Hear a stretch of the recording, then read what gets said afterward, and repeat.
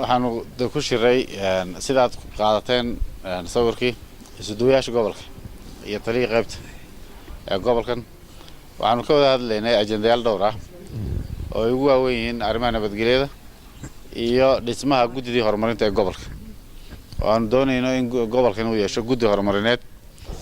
oo ku shaqeeya horumarinta oo ku shaqeeya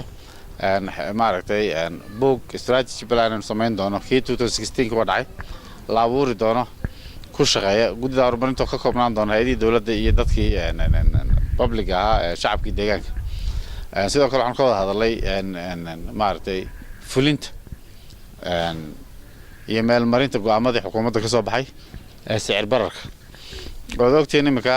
dadkii shilinkii Soomaaliland markay dollar wataan 7,000 lagu siinayo marka kalena loo aamusayo iyana sidii loo socodsiin lahaa iyo sidii macaashada la iibsado wax kastoo la iibinayo oo dhan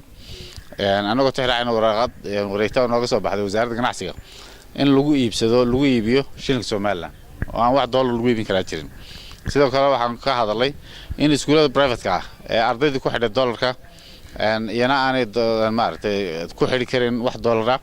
dalkan shilinkii lagu isticmaalay sharciga waa shilinka Soomaaliland waxa kala sarifun bay galayaan hay'adaha maaragtay dadka laysamada haysta sharciga uma sarif karay marka taana waxaanu iyana isla qaadanay isuduwa waxbarashada la amray in la fuliyo amarka wasaaradda waxbarashada isna ka soo baxay in ardayda aan laga qaadi karin wax dollar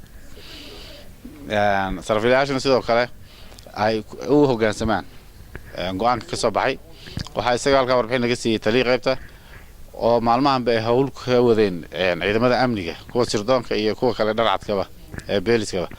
ay hawl ka wadeen in shilinka Soomaaliland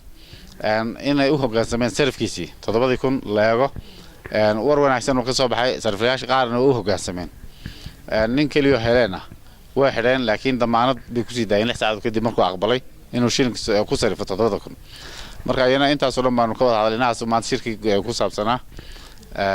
qodobadaas aan ka soo baxay waxaan dhawaan dhisi doonaa guddidii horumarinta gobolka ayaan dhisaynaa